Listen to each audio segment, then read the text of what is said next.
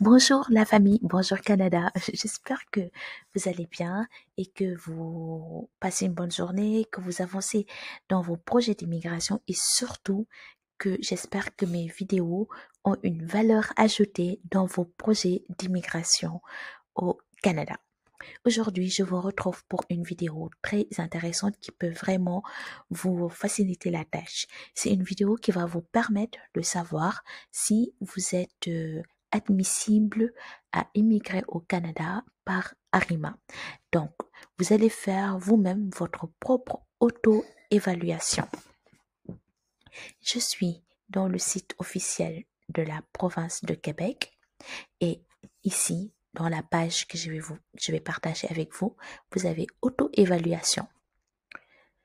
Désolée si je parle doucement, il y a ma famille qui est en train de dormir. Donc, je reviens. Dans auto-évaluation, il y a un outil qui vous permet de savoir si le nombre de points que vous pouvez avoir. C'est-à-dire que c'est un formulaire, des questions, une liste de questions que vous allez répondre et en fonction des réponses que vous donnez, ils vont calculer le nombre de points au total que vous avez.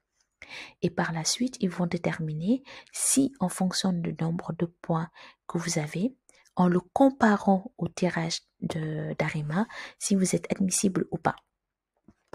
Comme j'ai expliqué dans la vidéo de ce matin, comme j'ai expliqué dans les autres vidéos, en Arima, ils font des tirages. Et pour chaque tirage, ils vont dire, ah, nous avons invité, comme par exemple le tirage du 5 septembre, invitation du 7 septembre, ils ont invité des personnes qui ont 586 points au minimum. C'est-à-dire, on a calculé le score en fonction de leur âge, des diplômes, nombre d'années d'expérience professionnelle et les tests de langue, le niveau de test de langue. Et par la suite, on a ajouté l'ensemble de ces nombres de points pour avoir un total. Donc, ils ont invité les personnes qui ont un total supérieur à 586 et qui ont un niveau 7 au minimum pour les tests de langue, compréhension orale et expression orale et qui ont une offre d'emploi. Donc vous, en faisant l'auto-évaluation, vous pouvez savoir si vos nombres de points sont supérieurs à ceux qui sont demandés pour les tirages. Donc maintenant, on va passer à la démonstration pour l'auto-évaluation.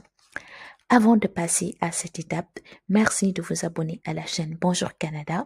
Merci aussi d'aimer cette vidéo. C'est possible de faire l'auto-évaluation pour voir le nombre de points que vous pourriez obtenir. Et une fois que votre auto-évaluation est positive, là, vous pourrez aller dans le site Arima et faire votre demande. Donc, auto-évaluation, nous allons cliquer sur outils d'auto-évaluation. Donc, il est en train de charger. Là, on va cliquer sur commencer et il nous dit quel est votre état matrimonial. Donc, je vais dire que je suis célibataire ou conjoint de fait ou marié. Je vais continuer. Est-ce que votre époux ou conjoint de fait vous accompagnera dans votre voyage? Je dis oui. Donc, vous allez cocher vos questions, vos réponses. Quel est votre âge? Je clique 31 ans. Continuer. Veuillez indiquer votre niveau de scolarité. Donc, post-secondaire, universitaire, voilà. Universitaire,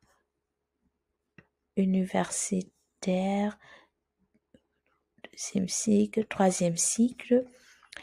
Vous répondez en fonction de votre situation. Là, c'est juste un exemple. Domaine de formation. Là, par exemple, je vais cliquer domaine de formation. On va cliquer dans la liste suivante pour voir dans quel domaine de formation nous sommes. Donc là, vous avez le niveau, la section A. Pour la section A, vous avez les différents domaines. Donc, vous allez vérifier si votre secteur, votre domaine de formation est dans la section A. Si c'est pas dans la section A, vous allez toujours voir section B. Voilà. Donc, vous regardez section B. Sinon, vous pouvez faire une recherche. Je vais faire CTRL F, informatique.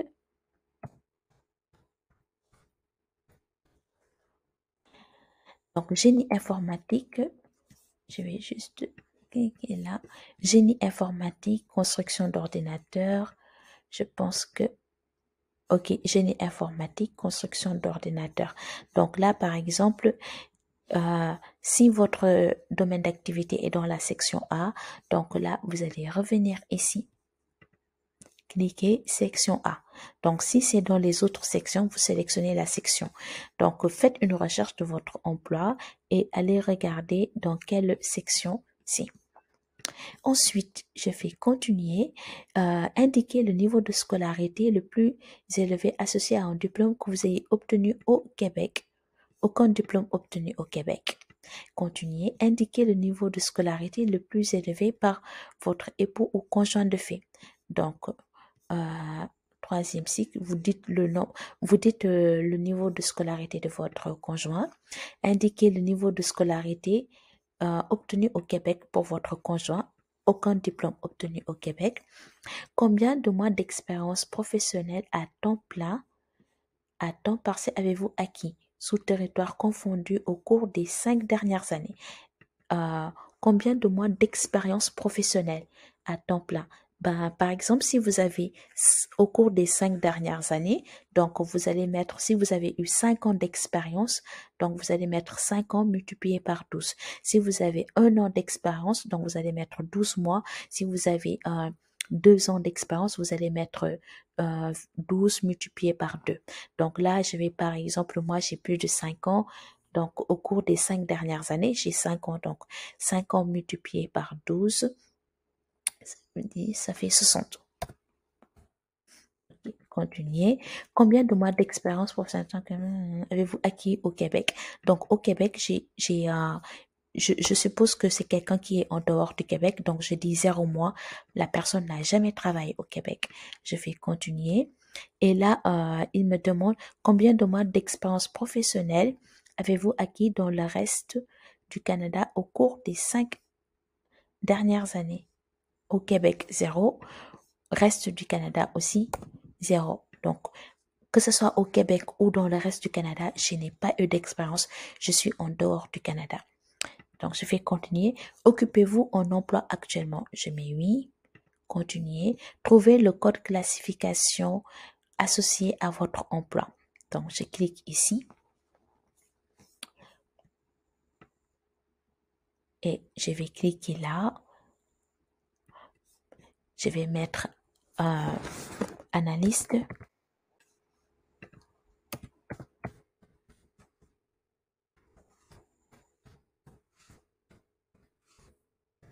Là, je vais chercher. Donc là, j'ai cliqué le nom de mon métier et je clique sur chercher. Et là, il me donne une liste en fonction de ce que j'ai saisi. Spécialiste en informatique, sciences naturelles. Non, ce n'est pas ça. Ce n'est pas ça mon emploi. Donc, ce que je peux faire, je vais prendre, si je mets analyste tout court. Voilà, je fais entrer. Voilà, là, j'ai beaucoup plus d'analystes. Sachant que c'est dans l'informatique.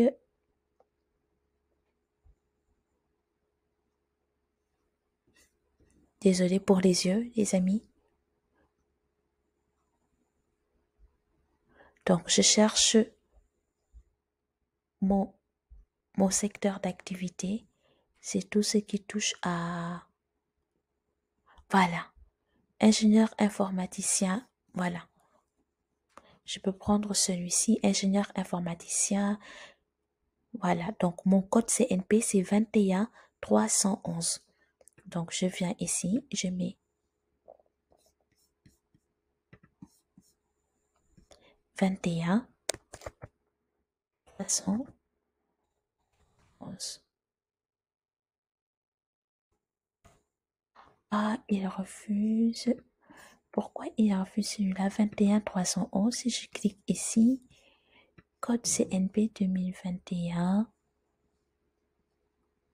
Ok, c'est correct. Je pense que c'est correct puisqu'il me permet que 4 chiffres. On verra bien. Donc, par la suite, je clique sur continuer.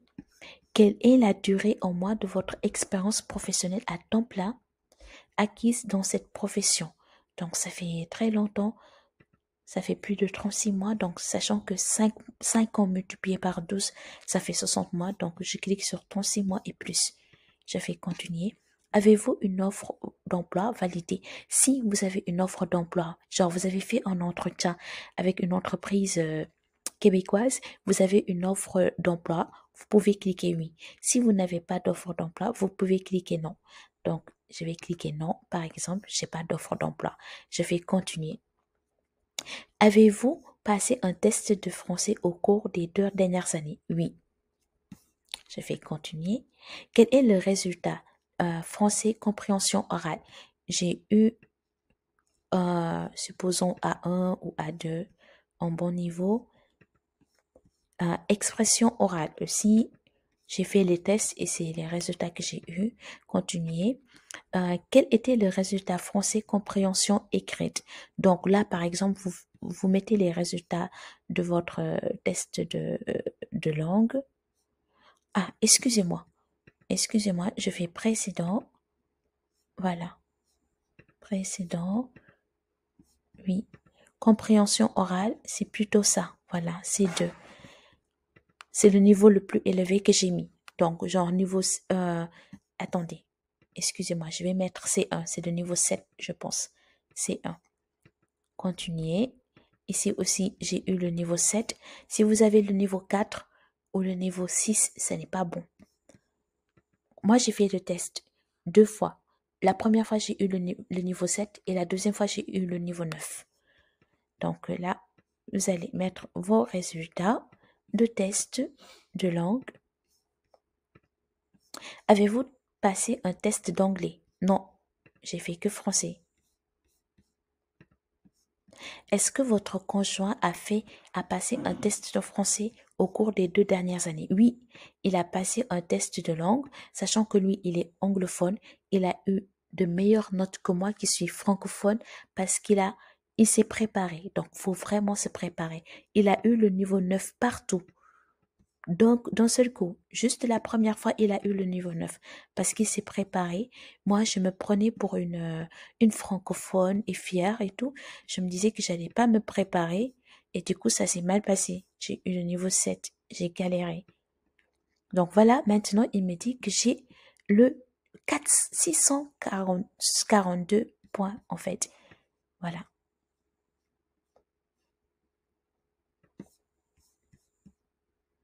Donc, lorsque vous remontez, vous pouvez voir que vous avez 642 points sur 1320 points, sachant que vous n'avez pas eu comment ça s'appelle? Vous n'avez pas eu d'offre d'emploi, en fait. Donc, comparez votre pointage final avec les résultats d'exercice d'invitation précédents. Donc là, vous pouvez cliquer ici pour comparer les points que vous avez par rapport aux autres tirages, par rapport aux autres personnes qui ont été tirées. Donc là, vous pouvez voir les critères. La seule chose qui peut porter préjudice, vous voyez par exemple ici, c'est le dernier, c'était 586 points. Celui du 24 août, c'était combien de points? Je descends, 584 points. En plus de cela, il fallait que votre profession soit dans cette liste de professions qui est citée et il faut détenir une offre d'emploi validée à l'extérieur du territoire de la communauté métropolitaine de Montréal. Les amis, si on fait un récapitulatif, avoir une offre d'emploi est vraiment, c'est la clé de ces âmes. Je vous disais que dans d'autres vidéos que mon époux et moi, on avait commencé à faire des démarches par Arima, ça prenait du temps, mais dès que nous avons eu l'offre d'emploi, ça a été très rapide en fait. C'était ouf. Le coup c'était l'accélération en fait. C'était vraiment un coup d'accélérateur. Donc je vous recommande vivement à regarder les vidéos qui vous donnent des astuces pour trouver du travail au Canada. Voilà les amis, J'espère que vous avez aimé cette vidéo. Si vous avez des questions, merci de mettre ça en barre de commentaires. Je vous souhaite une bonne journée et je vous dis à bientôt sur la chaîne Bonjour Canada. Bye.